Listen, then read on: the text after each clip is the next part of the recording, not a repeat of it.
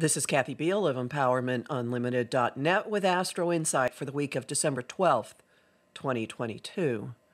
The noise level is still a bit high, but things are becoming more manageable. We hit peak noise last week with retrograde Mars on top of the Gemini full moon.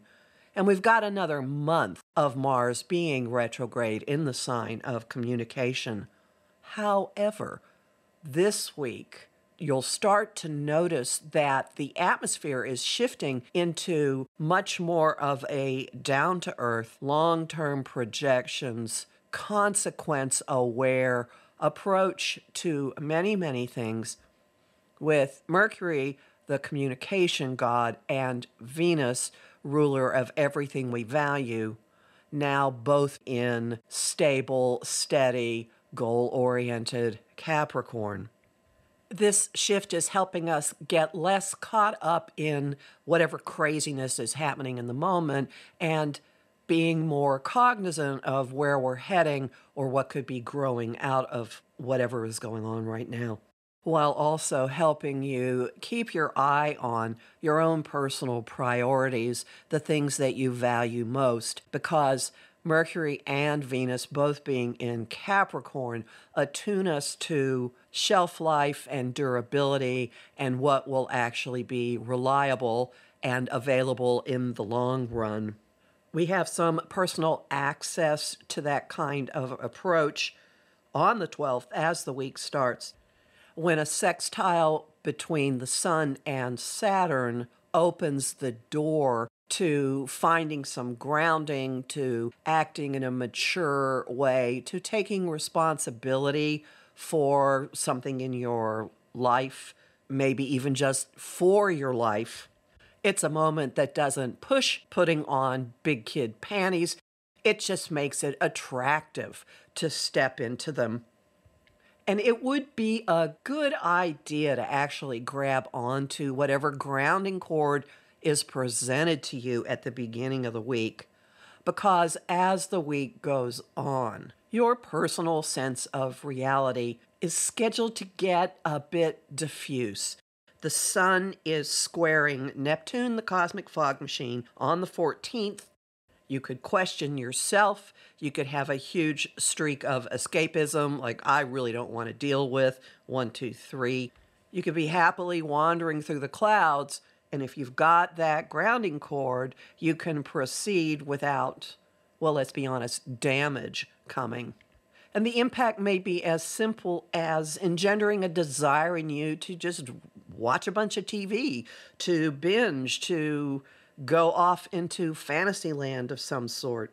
Nostalgia could be running high, wistfulness for the way things used to be, whether the way things used to be as you're thinking of them bear any discernible relationship to how they actually were. Don't worry about getting stuck in this fog, however, because thunderclaps are coming that are going to disperse it, that are going to clear your thinking, that are going to motivate you. There is an adjustment aspect or an inconjunct between Mercury and Mars on the 15th, upending some strategy that you've been following and requiring a course correction. Perhaps you get a piece of information that causes you to change the way you're going about something. Perhaps a message comes through that prompts being much more proactive and trying to make something happen. And then at the weekend comes the real and the profound thunderclap that awakens you, that shines a light on completely different ways of going about things, that knocks your thinking on its side. There is a trine between Mercury in Capricorn and Uranus in Taurus, the two rulers of the mind, mere mortal and higher, and both in signs that have to do absolutely with life down here on Earth.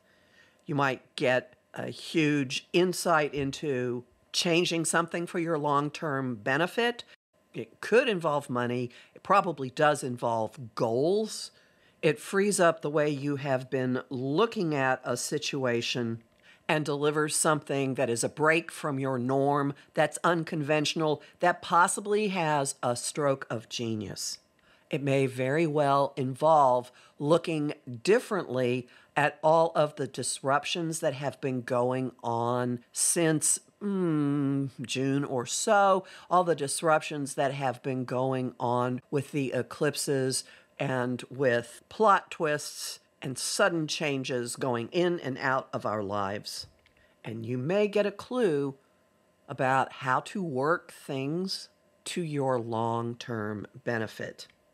While your mind is being unlocked over the weekend, look out for some vaguely uncomfortable music playing in the background, signaling that, okay, so you're seeing a better possibility here, but there may be something else for you to face, to deal with, an unpleasant, uncomfortable truth to deal with.